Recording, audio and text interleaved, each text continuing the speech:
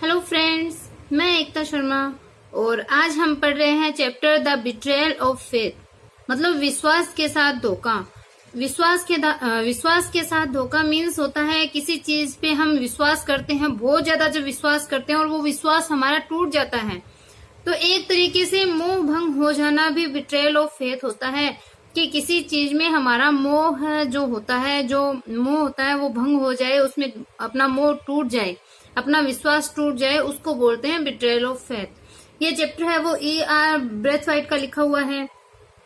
उन्होंने बताया है कि किस प्रकार से वो ब्रिटिश लोगों के अंदर विश्वास करता था। ब्रिटिश की जो पॉलिसी होती थी, वहां की शिक्षा होती थी, वो हर चीज में उसका बहुत ज्यादा अटूट विश्वास था। लेकिन फिर एक टाइम आगे ऐसा होता है कि उसका ये विश्वास है वो टूट जाता है उस ब्रिटिश के प्रति। उसके अंदर जो आस्था होती है, जो फेथ होता है, वो सारा का सारा वहां पे टूट जाता है। तब उसने लिखा है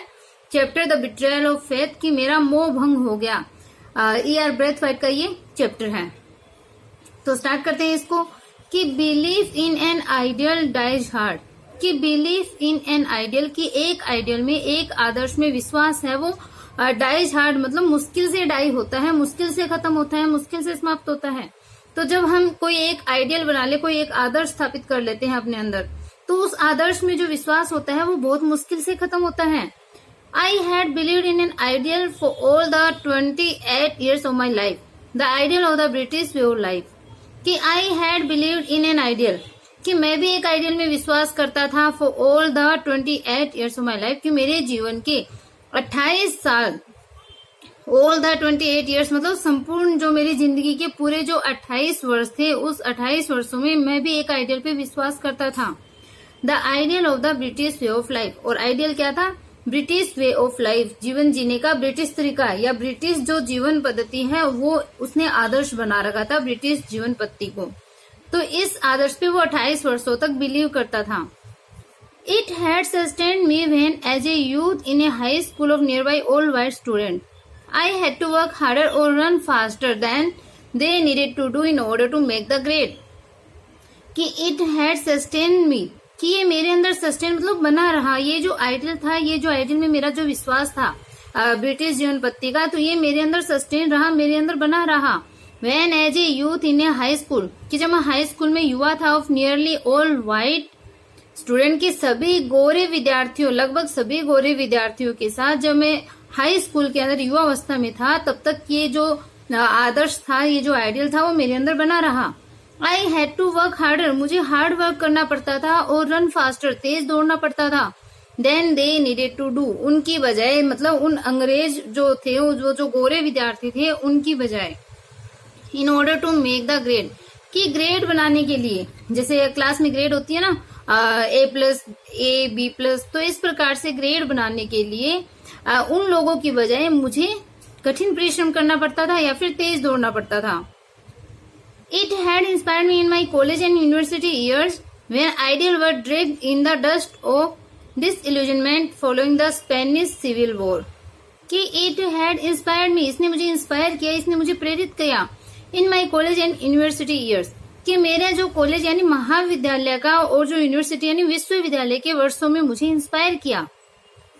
ये जो आदर्श थे ना, इन आदर्शों ने मुझे महाविद्यालय और विश्वविद्यालय के वर्षों में मुझे प्रेरित किया। व्हेन आइडियल्स वर ड्रैग्ड, जब आइडियल्स को, आदर्शों को ड्रैग्ड यानी घसीटा गया, इन द डस्ट, धूल में, ऑफ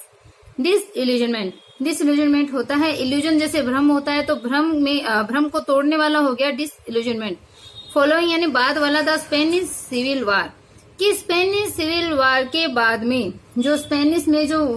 युद्ध हुआ था, तो जब स्पेनिश सिविल वार के बाद भ्रम को तोड़ने वाली धूल में जब आदर्शों को घसीटा गया, कि आइडियल वर ड्रैग्ड इन, मतलब जब आदर्शों को घसीटा गया, तो उस टाइम तक जो मेरा जो महाविद्यालय और विश्वविद्यालय के वर्षों के अंदर जो मेरा इन आदर्शों ने मुझे प्रेरित किया, जब इन आदर्शों को स्पेनिश सिविल वार के बाद भ्रम को तोड़ने वाली धूल के अंदर जब इसको घसीटा गया था। Because of it, I had never sought to acquire American citizenship, and when after graduation and 2 years of field work in Venezuela, I came to England for postgraduate study in 1939, I felt that at long last I was personally identified with the hub of fairness, tolerance and all the freedoms. तो देखो कैसे आदर्शों को घसीटा गया, मतलब आदर्शों का नाम लेकर के युद्ध में लोगों को झोंक दिया गया। तो तब उसके अंदर ये जो आदर्श है वो और ज्यादा हावी हो गए। तो ये देखो बता रहा है कि बिकॉज ऑफ इट, मतलब इस वजह से भी, इस आदर्श की वजह से भी, I had never sought to acquire, कि मैंने कभी नहीं तलाशी अमेरिकन सिटीजनशिप, कि मैंने इन आदर्शों की वजह से अमेरिका की जो सिटीजनशिप थी, अमेरिका की जो नागरिकता है उसको प्राप्त करने के लिए, सोट होता है याचना करना, प्रार्थना करना, कि अमेरिकन नागरिकता को प्राप्त करने के लिए, एक्वायर यानी प्राप्त करना, नागरिकता को प्राप्त करने के लिए मैंने कभी प्रार्थना नहीं करी। And when after graduation, and when और जब ग्रेजुएशन के बाद में, मतलब मेरी जो स्नातक की उपाधि थी उसको प्राप्त करने के बाद में, in 2 years of field work in Venezuela, और वेनेजुएला के अंदर 2 वर्ष तक कार्य करने के बाद I came to England for post graduate study in 1939। तो 1939 में पोस्ट ग्रेजुएट का अध्ययन करने के लिए मैं इंग्लैंड आया। पोस्ट ग्रेजुएट मीन्स जो स्नातकोत्तर की शिक्षा होती है, बीए के बाद में जो एमए वगैरह की जाती है उसको बोलते हैं। तो देखो ये बता रहा है कि इसकी वजह से मैंने कभी भी अमेरिकन नागरिकता को प्राप्त करने की याचना नहीं करी, निवेदन नहीं किया। और जब ग्रेजुएशन की शिक्षा प्राप्त करने के बाद और वेनेजुएला में 2 साल फील्ड वर्क करने के बाद में मैं 1939 में पोस्ट ग्रेजुएट की स्टडी करने के लिए इंग्लैंड आया। I felt that at long last, कि आई फेल्ट मैंने महसूस किया, एट लॉन्ग लास्ट की अंततः, मतलब अंत में जाकर के मैंने महसूस किया कि आई वॉज पर्सनली आइडेंटिफाइड, कि मैं व्यक्तिगत रूप से आइडेंटिफाई किया गया हूँ। आइडेंटिफाई मतलब परिचित किया गया था with the hub of fairness. Hub यानी एक केंद्र होता है, दूरी। फेयरनेस, फेयरनेस मतलब एकदम से जो निष्पक्षता होती है, जिसमें कोई भेदभाव नहीं होता। तो जैसे बोलते हैं ना, उसका डिसीजन एकदम फेयर था, मतलब एकदम निष्पक्ष था। तो मैं निष्पक्षता, टॉलरेंस यानी सहिष्णुता, एंड ऑल द फ्रीडम्स, और पूर्ण जो फ्रीडम थी, स्वतंत्रता थी, तो उन कि एट द लॉन्ग लास्ट, की मैं अंततः जो ये जो फेयरनेस थी, जो निष्पक्षता थी, सहिष्णुता थी, एंड ऑल द फ्रीडम्स, और ये जो पूर्ण स्वतंत्रता थी, उनके केंद्र के साथ में मैं व्यक्तिगत रूप से आइडेंटिफाई किया गया था। इनके साथ में व्यक्तिगत रूप से परिचित हो गया था, क्योंकि वो इंग्लैंड में ही ज्यादातर रहा था। तो ये बता रहा है कि वहां इंग्लैंड के अंदर जो निष्पक्षता थी, जो सहिष्णुता थी, और जो पूर्ण जो फ्रीडम थी, जो स्वतंत्रता थी, उसके साथ में पर्सनली आइडेंटिफाई हो गया था। उसके हब यानी उसके केंद्र के साथ में मैं व्यक्तिगत रूप से परिचित हो गया था। It was therefore without any hesitation that I volunteered for service with the Royal Air Force in 1940, willing and ready to lay down my life for the preservation of that ideal which had been my Lord Star। तो देखो ये कितना उस आदर्श के साथ में कितना ऐसे इसने अपने आप को बिठा लिया कि वो अपना जीवन तक बलिदान देने के लिए तैयार हो गया। तो देखो इट वॉज देयरफॉर, कि इसलिए बिना किसी हेजिटेशन के, बिना किसी मतलब बिना किसी हिचकिचाहट के, आई वॉलेंटियर मतलब मैं स्वयं सेवक बन गया, फॉर सर्विस सेवा के लिए, विद द रॉयल एयरफोर्स इन 1940, की 1940 के अंदर रॉयल एयरफोर्स में सेवा के लिए मैं मतलब वॉलेंटियर बन गया, मैं स्वयं सेवक बन गया, मतलब अपनी इच्छा से वहां सेवा देने के लिए मैं तैयार हो गया। Willing and ready to lay down, lay down मतलब समर्पित कर देना, माई लाइफ मेरे जीवन को, तो जीवन को समर्पित कर देना, फॉर द प्रिजर्वेशन, प्रिजर्वेशन यानी संरक्षण करने के लिए, ऑफ द आइडियल, उस आइडियल के लिए, which have been my lord star, मतलब जो मेरा जो आइडियल, जो आदर्श मेरा लॉर्ड स्टार था, मतलब जो आदर्श मेरे लिए मतलब बहुत ज्यादा जैसे मार्गदर्शक था, मेरा मुझे गाइड करने वाला था। लॉर्ड स्टार होता है जैसे गाइड करना, मार्गदर्शन करना, कि जो आदर्श मेरे लॉर्ड स्टार थे, जो आदर्श मुझे मेरा मार्गदर्शन करने वाले थे, उनके संरक्षण के लिए अपने जीवन को बलिदान करने के लिए मैं तैयार हो गया, और इच्छा से 1940 के अंदर रॉयल एयरफोर्स में सेवा देने के लिए मैं वॉलंटियर बन गया, बिना किसी हेजिटेशन के। तो यहाँ से स्टार्ट करेंगे हम इसको, कि इसलिए मैं बिना किसी हेजिटेशन के उन आदर्शों के संरक्षण के लिए जो मेरे मार्गदर्शक थे, उनके लिए अपने जीवन को समर्पित करने के लिए तैयार हो गया, और अपनी इच्छा से 1940 में रॉयल एयरफोर्स में सेवा के लिए वॉलंटियर बन गया। मतलब वहां पे मैं अपनी सेवा अर्पित करने के लिए मैं वहां पे तैयार हो गया। But now the self same ideal was gall and wormwood in my mouth। लेकिन अब बता रहा है, अब उसका जो व्यू है वो चेंज हो गया है। तो अब वो क्या बोल रहा है कि बट नाउ, लेकिन अब दैट सेम सेल्फ आइडियल, कि वो सेम जो सेल्फ आइडियल था, जो मेरा आदर्श था, वो गेल एंड वर्मवुड। वो गेल एंड वर्मवुड मतलब एक फ्रेज है ये, गेल एंड वर्मवुड, इसका मतलब होता है अप्रिय और सुहावना हो जाना। तो अब जो वही जो सेम आइडियल है, मतलब ब्रिटिश जो वे ऑफ लाइफ है, ब्रिटिश जीवन पद्धति है, उसका जो मेरा आदर्श है वो अब अप्रिय और सुहाना हो गया है। वो मुझे अब अच्छा नहीं लगता, मेरे लिए वो अप्रिय हो गया है, मुझे वो पसंद नहीं है। मतलब उसके साथ कोई तो ऐसी घटना घटी है जिसके बाद में उसने अपना आइडियल छोड़ दिया। The majority of Britons at home have very little appreciation of what that intangible yet amazingly real and invaluable export the British way of life mean to colonial people। colonial means होता है जो उपनिवेशी लोग होते हैं, people लोग होते हैं, colonial यानी उपनिवेशी। तो the majority of Britons, कि ब्रिटन्स मतलब जो ब्रिटेन में जो रहने वाले हैं उनकी मेजोरिटी मतलब उनकी अधिकांश संख्या, तो जो अधिकतर जो ब्रिटेन है, अधिकतर जो ब्रिटिश लोग हैं एट होम मतलब घर पे, मतलब वहां पे निवास करते हुए, ब्रिटेन है वो उनका घर है और ब्रिटन्स मतलब वहां के नागरिक।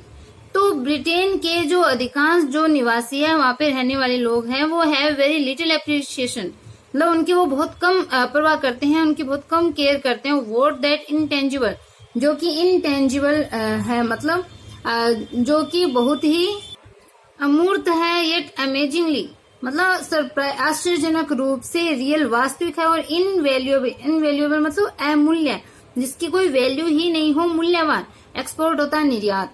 तो बता रहा है कि वहां ब्रिटेन के जो अधिकतर जो निवासी है वो इस बात की बहुत कम परवाह करते हैं कि जो कॉलोनियल पीपल है, जो उपनिवेशी है, उनके लिए ये इनटेंजिबल मतलब ये जो अमूर्त लेकिन आश्चर्यजनक रूप से ये सत्य और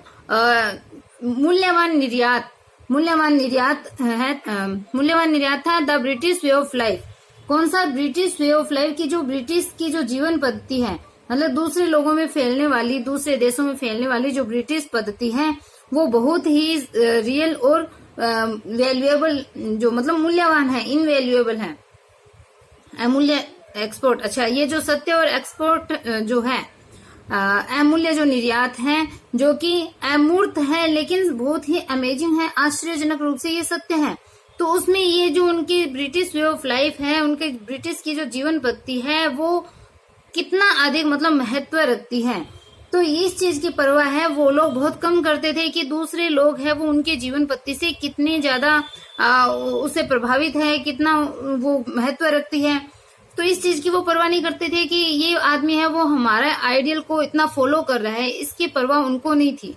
and they seem to give little thought to the fantastic phenomenon of races so very different from themselves in pigmentation and widely scattered geographically। ये यहाँ पे कोमा है, फुल स्टॉप नहीं आएगा। assiduously identifying themselves with British loyalties, belief and traditions। तो देखो क्या बताया है कि वो लोग ऐसे परवाह नहीं करते थे कि कोई व्यक्ति है वो हमारे साथ इतना अटैच्ड है, हमारे देश में रहता है, हमारे आइडियल को वो फॉलो करता है, लेकिन इस बात की उनको बिल्कुल भी परवाह नहीं थी। And they seem to give little thought, they seem और वे प्रतीत होते थे, लिटिल थॉट मतलब बिल्कुल भी विचार नहीं करता, नेगेटिव सेंस में लिटिल वर्ड आता है, to the fantastic phenomenon, phenomenon होता है तथ्य। तो ये बता रहे हैं कि ऐसा लगता था, ऐसा प्रतीत होता था कि वो अपने से जो डिफरेंट मतलब of races so very different, कि अपने से जो डिफरेंट अलग थे, किस प्रकार में, जो पिगमेंटेशन में, मतलब स्वयं से वो रंग में और वाइडली स्केटर्ड जियोग्राफिकली मतलब विस्तृत रूप से बिखरी हुई, जो जियोग्राफिकली मतलब जो भूभाग है, भौगोलिक रूप से दूर दूर तक बिखरी हुई, और एडियसली आइडेंटिफाइंग देमसेल्व्स विद ब्रिटिश और ब्रिटिश लॉयल्टीज, और जो ब्रिटिश की जो लॉयल्टीज मतलब ब्रिटिश की जो निष्ठा है, विश्वास है, एंड ट्रेडिशंस और उनकी परंपराएं हैं, उनसे वो क्या करते थे, अपने आप को डिफरेंट, अपने आप को अलग आइडेंटिफाई करते हुए, अपने आप को अलग चिन्हित करते हुए, वो इन जो रेसेस थी, इन जो प्रजातियां थी, उनके फैंटास्टिक फेनोमियन से, उनके जो शानदार जो तथ्य थे, उनपे वो बिल्कुल भी विचार नहीं करते थे, उनपे वो बिल्कुल भी ध्यान नहीं देते थे। तो देखो दे सीम, ऐसा लगता था कि ऐसा लगता था, देखो यहाँ से स्टार्ट होगा कि दे सीम, वे ऐसा लगता था, ऐसा प्रतीत होता था कि वे जो ब्रिटिश लोग थे वो रंग में और भौगोलिक रूप से दूर दूर तक बिखरी और ब्रिटिश जो ईमानदारी थी, लॉयल्टी थी, निष्ठा थी, विश्वास और परंपराओं से अपने आप को मतलब एसिडियसली प्रयत्न पूर्वक आइडेंटिफाई करना कि अपने जो ब्रिटिश लॉयल्टी से, विश्वास से और परंपराओं से प्रयत्न पूर्वक जो चिन्हित करते हुए जो लोग थे, मतलब अपने आप को उस ब्रिटिश लॉयल्टी से, बिलीफ से और ट्रेडिशन से जोड़ने वाले जो लोग थे, जुड़े हुए जो लोग थे, उनके शानदार तथ्य की तरफ वो बिल्कुल भी ध्यान नहीं देते थे, बिल्कुल भी वो विचार नहीं करते थे। मतलब उनको दूसरे लोगों से कोई भी मतलब नहीं था, उन ब्रिटिश लोगों को, जो उनसे रंग में अलग थे, जो भौगोलिक रूप से उनसे अलग थे, या फिर जो लोग उन ब्रिटिश लोगों की लॉयल्टी में, मान लो कोई एक पर्सन है, एक व्यक्ति है जो ब्रिटेन में रहता है और वो ब्रिटिश की जो लॉयल्टी है, बिलीफ है, ट्रेडिशन है, उससे वो अटैच्ड है, उससे वो जुड़ा हुआ है और प्रयत्न पूर्वक वो उसके साथ मतलब आइडेंटिफाई कर रहा है अपने आप को कि मैं भी ऐसा ही हूँ। लेकिन इस तथ्य को भी, ये जो शानदार तथ्य जो होता था, इसकी तरफ भी वो बिल्कुल भी विचार नहीं करते थे, क्योंकि वो उन्हीं लोगों के साथ अटैच होते थे जो उनके जैसे हो, दिखने में, बाहरी रूप रंग में वो जो ब्रिटिश हो, उनके साथ ही वो अच्छे से बिहेव करते थे। This attitude can easily be observed in the way in which the colored colonial will quote the British system of law, education and government, and will adopt fashion in dress and social codes, even though his knowledge of these things has depended largely on second-hand information. कि this attitude can easily be observe, कि ये जो उनका attitude था, उनकी ये जो मनोवृत्ति थी, वो आसानी से ऑब्जर्व की जा सकती थी, आसानी से देखी जा सकती थी। In the way in which the coloured colonial will code, जिसके अंदर जो कलर्ड कॉलोनियल मतलब जो उपनिवेशी जो लोग थे, उपनिवेशवासी जो लोग थे, विल कोट होता है उद्धृत करना, जैसे इन्वर्टेड कोमा में कोई उद्धरण आता है, कोई बात आती है तो उसको जैसे उद्धृत करना। The British system of law, कि कानून का, शिक्षा का और गवर्नमेंट का जो ब्रिटिश सिस्टम है, ब्रिटिश लोगों का जो प्रक्रिया है, जो सिस्टम है उनका, तो उसके अंदर and will adopt fashion in dress, और ड्रेस फैशन और जो सोशल कोड है, मतलब सामाजिक जो रीति रिवाज है। तो इनने बताया है कि ये उनका जो एटीट्यूड था, मतलब वो उन लोगों को अपने जैसे नहीं मानते थे, तो उनसे अपने आप को वो डिफरेंट मानते थे, उनके ऊपर, दूसरे लोगों के ऊपर वो कोई विचार ही नहीं करते थे। तो उन ब्रिटिश लोगों का जो ये एटीट्यूड था, ब्रिटिश लोगों की ये जो मनोवृत्ति थी, वो उन जो उपनिवेशवासियों की जो ब्रिटिश पत्ती थी, नियमों की, ब्रिटिश कानून पत्ती, शिक्षा पत्ती और सरकार से उद्धृत करने का जो तरीका होता था, सरकार का जो कोट करने का, सरकार ये जो ब्रिटिश लॉ, शिक्षा और गवर्नमेंट को उद्धृत करने का जो तरीका था, उन तरीकों में, और जो ड्रेस फैशन था, मतलब कपड़े पहनने का जो फैशन था, और जो सामाजिक जो रीति रिवाज थे, उनको अपनाने के, अडॉप्ट करने के उन तरीकों के अंदर ये जो उनका एटीट्यूड था, वो आसानी से ऑब्जर्व किया जा सकता था, आसानी से इस एटीट्यूड को देखा जा सकता था। तो ब्रिटिश लोगों की ये जो मनोवृत्ति थी, उन लोगों की ये जो मनोवृत्ति थी, वो उपनिवेशवासी कौन हुए, जो मतलब अन्य देशों को उन्होंने अपना उपनिवेश बना लिया था। तो जैसे ब्रिटिश लोगों ने इंडिया को भी उपनिवेश बनाया था, तो हम हो गए उपनिवेशवासी। तो ये जो ब्रिटिश लोगों की जो एटीट्यूड था, उनका जो उनकी मनोवृत्ति थी, तो वो मनोवृत्ति है वो उपनिवेशवासियों की ब्रिटिश कानून पत्ती, शिक्षा और सरकार को उद्धृत करने के तरीके, और उनके जो फैशन कोड होते थे, और उनके जो सामाजिक रीति रिवाज होते थे, उनको अडॉप्ट करने के तरीकों में आसानी से ऑब्जर्व किया जा सकता था, देखा जा सकता था। Even though his knowledge of these things has depended largely on second hand information, कि इवन दो, यद्यपि इन सब चीजों के बारे में, दीज थिंग्स यानी इन चीजों के बारे में जो उनकी नॉलेज होती थी, उनकी जो जानकारी होती थी,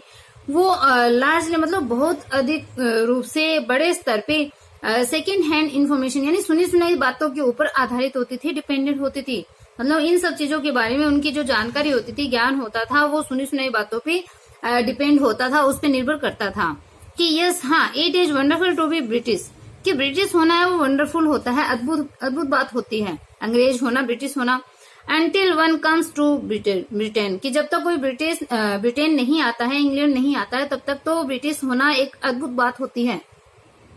By dint of careful saving or through hard-won scholarship, many of them arrive in Britain to be educated in the arts and science and in the varied process of legislative and administrative government. कि by dint of careful saving, कि ध्यानपूर्वक की गई saving से, ध्यानपूर्वक की गई बचत से और हार्ड वर्क से प्राप्त की गई जो स्कॉलरशिप होती है उनके द्वारा, बाय डिंट ऑफ यानी के द्वारा, बहुत से लोग हैं वो ब्रिटेन पहुंचते हैं। आर्ट में, साइंस में, और जो लेजिस्लेटिव मतलब जो कानून से संबंधित जो प्रक्रिया होती है, कई प्रक्रियाएं होती है कानून से संबंधित, जो विधि निर्माण संबंधित, एडमिनिस्ट्रेटिव गवर्नमेंट यानी जो प्रशासकीय सरकारें होती हैं, उन विभिन्न प्रक्रियाओं के अंदर एजुकेशन प्राप्त करने के लिए, शिक्षा प्राप्त करने के लिए बहुत से लोग वो ब्रिटेन आते हैं। तो अपने सेविंग के द्वारा या फिर हार्ड परिश्रम करके स्कॉलरशिप प्राप्त करके बहुत से लोग हैं वो आर्ट, साइंस, विधि निर्माण से संबंधित और जो प्रशासन के जो गवर्नमेंट है, सरकार है, उनकी विभिन्न प्रक्रियाओं में एजुकेशन प्राप्त करने के लिए, शिक्षा प्राप्त करने के लिए ब्रिटेन आते हैं। दे कम bolstered by a firm condition belief that Britain and the British stand for all that is best in both Christian and democratic terms. In their naivety, they ascribe these high principles to all Britons without exception. कि दे कम वे आते हैं, bolstered by a firm मतलब एक film, एक मजबूत विश्वास के साथ में, कंडीशन बिलीफ यानी मजबूत और एक अनुकूलित विश्वास के साथ में वे आते हैं।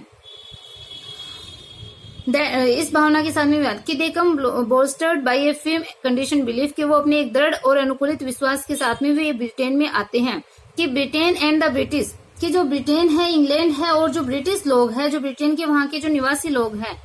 वो stand for all the best, वो उन जो बेस्ट लोग हैं, जो अच्छे हैं, उनके साथ में स्टैंड फॉर मतलब खड़े रहेंगे।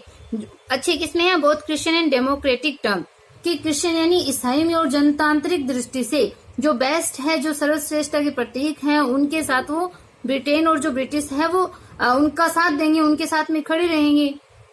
इन देयर नेविटी, कि उनके नेविटी मतलब उनकी जो इनोसेंस है, उस इनोसेंस के वजह से, उनकी जो निर्दोषता है उनके वजह से, दे एस्क्राइब दिस हाई प्रिंसिपल, कि वे जो हाई प्रिंसिपल है मतलब जो उच्च सिद्धांत है, उनके एस्क्राइब होता है जनक समझना, टू ऑल ब्रिटेन की ब्रिटेन के सभी निवासियों को वो बिना किसी अपवाद के, बिना किसी एक्सेप्शन के वो उच्च आदर्शों के जनक समझते हैं। मतलब वो लोग ऐसा मानते हैं कि वो एक दृढ़ और अनुकूलित विश्वास के साथ में वो ब्रिटेन आते हैं कि जो ब्रिटेन और जो ब्रिटिश लोग हैं वो क्रिश्चियन मतलब एक धार्मिक रूप से ईसाई और जो जनतांत्रिक जो टर्म है, जो सिद्धांत है, उनकी दृष्टि से जो बेस्ट है उनके साथ में वो खड़े रहेंगे। मतलब उनके वो प्रतीक है, स्टैंड फॉर मतलब एक प्रतीक होना, या फिर जो ईसाई और जो डेमोक्रेटिक टर्म में सर्वश्रेष्ठ वो ब्रिटेन और ब्रिटिश लोग हैं, ऐसा वो लोग मानते हैं जब वो ब्रिटेन में आते हैं। और अपने इसी निर्दोषिता के भाव की वजह से, क्योंकि वो निर्दोष होते हैं, उनके अंदर छल कपट नहीं है, जो लोग ब्रिटेन में आते हैं, तो अपने उस निर्दोषिता के भाव से वो सभी ब्रिटेन के जो निवासी हैं उन सबको बिना किसी अपवाद के उच्च प्रिंसिपल के, उच्च सिद्धांत के वो जनक मानते हैं। तो ये चीज है वो बता रहा है। तो ये देखो अपने बारे में बता रहा है कि I had grown up British in every way, कि मैं भी हर तरीके से ब्रिटिश के रूप में ही, मतलब ब्रिटेन के एक नागरिक के रूप में, अंग्रेज के रूप में मैं बड़ा हुआ। My self, my parents and my parents, कि मैं खुद, मेरे जो पेरेंट्स थे और मेरे जो पेरेंट्स के भी जो पेरेंट्स हैं, मतलब थे मेरे माता पिता, मेरे माता पिता के भी माता पिता, मतलब मेरे जो दादा दादी। नन ऑफ अस नो, कि न तो हमें कोई भी है वो हमें से नहीं जानता था, or could know any other way of living, of thinking or being, कि हम मेरे माता पिता और मेरे जो दादा दादी, उनमें से कोई भी रहने का, सोचने का, जीवन जीने का, सोचने का और रहने का कोई दूसरा तरीका है न तो वो जानते थे और न ही वो जान सकते थे। We knew no other cultural pattern, हम कोई भी दूसरा सांस्कृतिक जो पैटर्न था, जीवन जीने का जो पैटर्न था, सांस्कृतिक तरीका, उसको हम नहीं जानते थे। And I had never had any of my forbear complain about being British, और मैंने कभी भी अपने फोरबियर से, मतलब अपने पूर्वजों से ब्रिटिश होने का, ब्रिटिश के रूप में रहने का, अंग्रेज के नागरिक के रूप में रहने की कंप्लेन करते हुए मैंने नहीं सुना। As a boy I was told to appreciate English literature, poetry and prose, classical and contemporary, and it was absolutely natural for me to identify myself with the British heroes of the adventure stories against the villains of the piece, who were invariably non-British, and so to my boyish mind more easily capable of villainous conduct. तो देखो as a boy के, एक boy के रूप में I was taught, मुझे सिखाया गया कि इंग्लिश लिटरेचर को, अंग्रेजी साहित्य को, कविता को, प्रोज यानी जो प्रोज जो होते हैं, जैसे निबंध वगैरह होते हैं, तो उन निबंध को शास्त्रीय और जो समकालीन जो राइटिंग्स उनकी होती थी, तो उन सबको अप्रिशिएट करना, उन सबकी प्रशंसा करना है, वो एक बॉय के रूप में मुझे सिखाया गया। It was absolutely natural for me, कि ये मेरे लिए पूर्णतया नेचुरल हो गया, स्वाभाविक था कि टू आइडेंटिफाई माई सेल्फ, कि मैं अपने आप को आइडेंटिफाई करूं, अपने आप को मैं चिन्हित करूं उन ब्रिटिश हीरो के साथ of the adventure stories against the villain of peace, कि उन पीस के मतलब उन लेखों के विलेन, जो विलेन होते थे, जो खलनायक होते थे, जो कि निश्चित रूप से हमेशा क्या होते थे, नॉन ब्रिटिश होते थे। वो खलनायक जो होते थे उन लेख के अंदर, वो निश्चित रूप से हमेशा है वो नॉन ब्रिटिश होते थे, ब्रिटिश नहीं होते थे। तो उनके विरुद्ध जो साहसिक कहानियां थी, उनके ब्रिटिश हीरो के साथ मैं अपने आप को चिन्हित करूं, ये मेरे लिए एकदम स्वाभाविक चीज थी। टू माई बॉयिश माइंड, कि मेरे उस बचपन के उस मेरे माइंड के अंदर मोर easily capable of villainous conduct, कि उन विलेनियस जो कंडक्ट थे, मतलब जो दुष्टतापूर्ण जो आचरण थे, उनके खिलाफ मेरे माइंड के अंदर है, वो मेरा माइंड है, मेरा जो बाल व्यवहार के अनुकूल जो मेरा माइंड था, वो उनके विरुद्ध इजीली क्या हो गया था, कैपेबल हो गया था उन दुष्टतापूर्ण उन आचरण के विरुद्ध। तो मेरा माइंड है वो कैपेबल हो गया था। क्यों? क्योंकि वो स्टोरीज ऐसे ही होती थी। The more selective reading of my colleague and university life was marked by the same predilection for English literature and I did not hesitate to defend my preference to my American colleague। कि the more selective reading, कि जो सबसे अधिक जो selective reading होती थी, मतलब जो सबसे अधिक जो चुनिंदा जो अध्ययन होते थे, जो रीडिंग होती थी, और माई कॉलेज, मेरे कॉलेज के और जो मेरे यूनिवर्सिटी लाइफ के अंदर, कि मेरे महाविद्यालय और विश्वविद्यालय जीवन के अंदर जो सेलेक्टिव रीडिंग होती थी, was marked by the same predilection of English literature. तो वो उन्हीं अंग्रेजी साहित्य जो होते थे, उनके सेम जो प्रेडिलेक्शन मतलब जो प्राथमिकता होती थी, उसकी सेम जो अंग्रेजी साहित्य की जो प्राथमिकता है वो वहां पे दिखाई देती थी। मतलब मेरे जो चुनिंदा जो अध्ययन होते थे महाविद्यालय के टाइम में, विश्वविद्यालय के जीवन के अंदर, तो वो इंग्लिश लिटरेचर के ही वो सेम जो प्रेडिलेक्शन है वो होते थे। मतलब इंग्लिश लिटरेचर को ही मैं प्राथमिकता देता था। आई डिड नॉट हेजिटेट, और मैं हेजिटेट नहीं होता था, मैं नहीं हिचकिचाता था टू डिफेंड, रक्षा करने के लिए, बचाव करने माई प्रेफरेंस, मेरी जो प्रेफरेंस होती थी, मेरी जो प्राथमिकता होती थी, टू माई अमेरिकन कलीग, कि मेरे अमेरिकन जो सहपाठी थे उनके सामने अपनी जो प्रेफरेंस थी, अपनी जो प्राथमिकता थी, उसका डिफेंड करने में मैं हिचकिचाता नहीं था, उसकी रक्षा करने के लिए, उसके बचाव करने में मैं संकोच नहीं करता था। इनफैक्ट वास्तव में all the while in America, कि अमेरिका के अंदर, कि हमेशा अमेरिका के अंदर आई vigorously resisted any criticism of Britain or British policy, even when in the privacy of my own room, closer examination clearly proved the reasonableness of such criticism। कि in fact वास्तव में all the while in America, कि America के मतलब कोई भी, जब America में हमेशा क्या होता था, मैं विगरेसली मतलब जोर से, रेसिस्टेड होता है विरोध करना, any criticism of Britain and British policy, कि वास्तव में अमेरिका में हमेशा मैं ब्रिटेन और जो ब्रिटिश पॉलिसी होती थी, ब्रिटेन और जो ब्रिटिश जो नीति होती थी, उसकी किसी भी आलोचना का, क्रिटिसिज्म का मैं जोर से रेसिस्ट करता था, जोर से मैं विरोध करता था।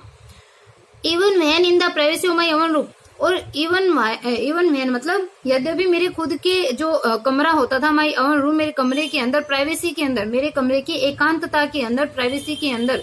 और पास से एग्जामिनेशन करने पर, परीक्षण करने पर ये क्लियर हो जाता था, क्लियरली साबित हो जाता था उस क्रिटिसिज्म की, उस आलोचना की जो रीजनेबलनेस थी, मतलब उस आलोचना की जो उपयुक्तता थी, मतलब मेरी आलोचना सही थी, ये जो उपयुक्तता थी, वो क्लोजर एग्जामिनेशन करने के बाद में, मेरे खुद के कमरे की एकांतता में और पास से परीक्षण करने के बाद में ये बात है वो स्पष्टतया प्रूव हो जाती थी, साबित हो जाती थी। तो अभी इस चैप्टर के अंदर, इतने पार्ट के अंदर इसने बताया है कि वो किस प्रकार से, किस हद तक ब्रिटेन के अंदर और जो ब्रिटिश पॉलिसी के अंदर वो विश्वास करता था। उस विश्वास के आधार पे वो किसी के साथ भी मतलब विरोध करने के लिए भी वो तैयार हो जाता था। वो इंग्लिश लिटरेचर को ही वो हमेशा पढ़ता था, उसको ही अप्रिशिएट करता था। उन लोगों की जो धारणाएं थी, उनके जो कंसेप्ट थे, उन सबको उसने मान रखे थे।